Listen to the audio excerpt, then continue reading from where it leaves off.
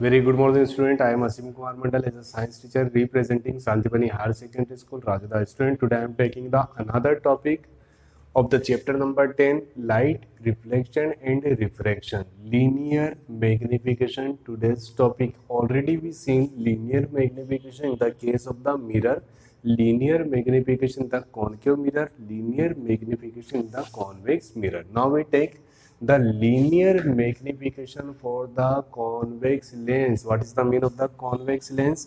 चलिए यहाँ पर थोड़ा रफ में देखते हैं convex lens को. Let we consider this is a convex lens capital L and this is a principal axis line. Let me consider any object AB. If any beam of light arrive parallel to principal axis line, then after the reflection passing through the focus of principal axis line, okay student, now we taking the another beam passing through the optical center, then move in the same path, then we getting the intersecting point, a perpendicular line from the principal axis line towards intersecting point, naming the image. Let we consider AB is any object such that image in the form A dash B dash. Okay student. So what is the mean of the AB? AB defined by the object capital O. And what is the mean of I? That means the length of height of image, such that by definition let we consider this is the optical center O. ध्यान से देखिए, लिखना पड़ रहा है, आप इसको समझे तो ये हाइट को h1 और h2 से भी डिनोट कर सकते हैं. सो by definition of linear magnification we can write m equal to I upon O. What is the mean of the I? M equal to I that means height of image, height of image, and O that means height of object. Okay student, we can write small m will be equal of capital I by capital O. I that means the height of image and O that means the height of object. So simple definition. What is the proper definition of linear magnification? ध्यान से देखेंगे. Linear magnification is a ratio between size of image and size of object, comma, measured perpendicular to principal axis line. Okay student, it is represented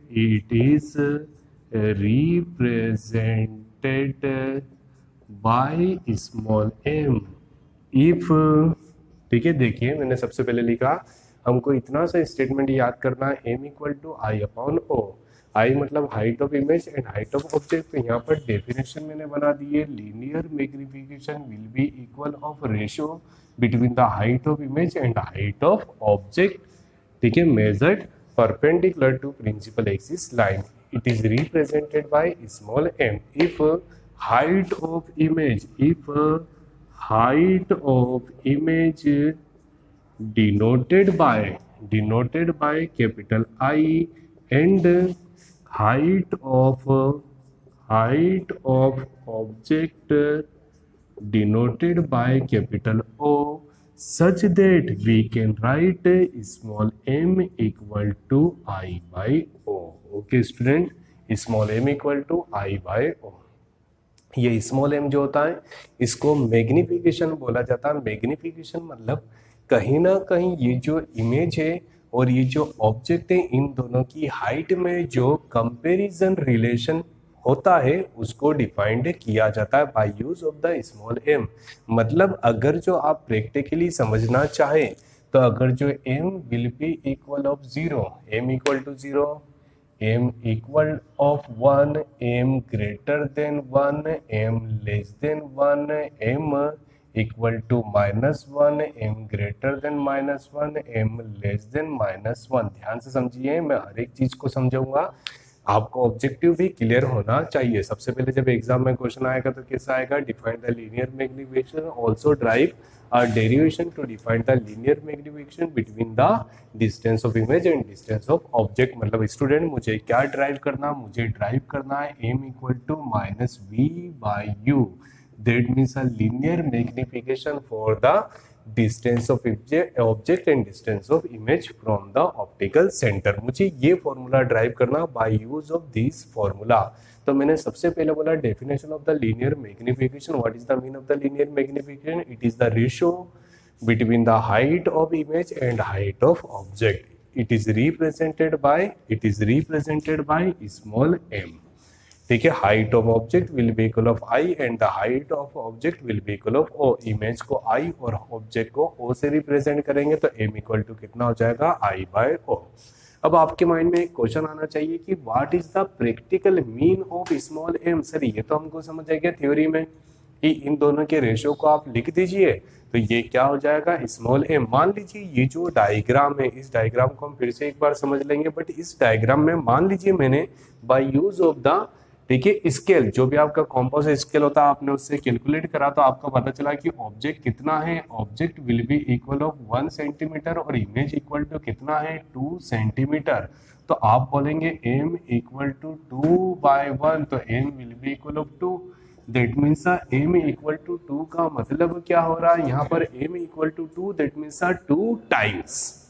आपको समझ नहीं आया तो आप एक और एग्जांपल ले लीजिए। For example O will be equal of 3 centimetre and image will be equal of 6 centimetre. चलिए आप पॉइंट पे लीजिए तो 1.5 सेंटीमीटर यहाँ पर ले लिया हमने, और ये कितना हो गया स्टूडेंट, 3.0 सेंटीमीटर। तो m इक्वल टू कितना होता है, i/o, such that m equal to 3/1.5, m will be equal of 2।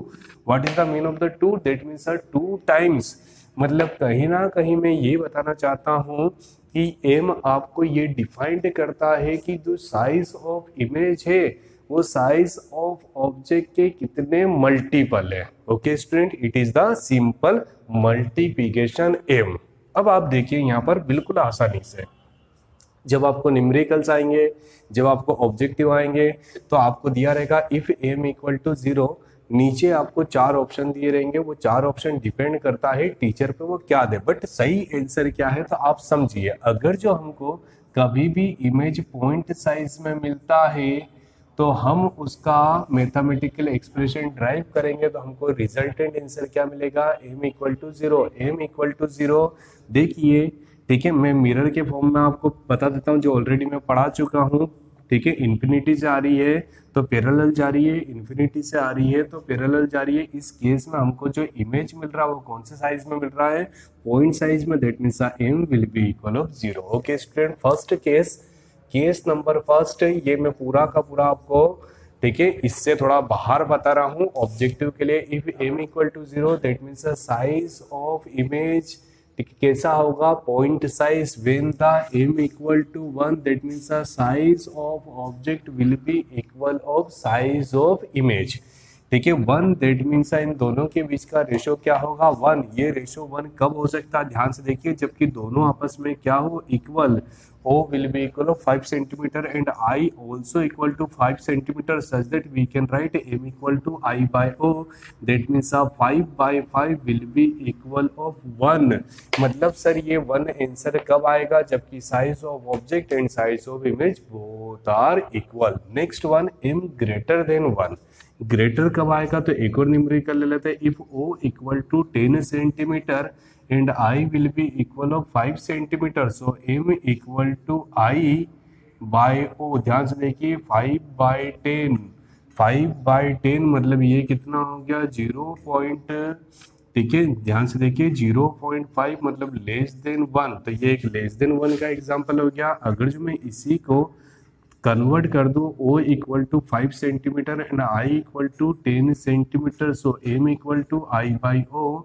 That means 10/5 equal to 2 greater than 1 less than। Okay student, greater than 1 less than 1। तो ध्यान से देखिए ग्रेटर देन 1 कब मिलेगा? When the size of object, ठीक है, यहाँ पर i इक्वल टू कितना है? When the size of image more than size of object, when size of image more than size of object, so m will be equal of 1।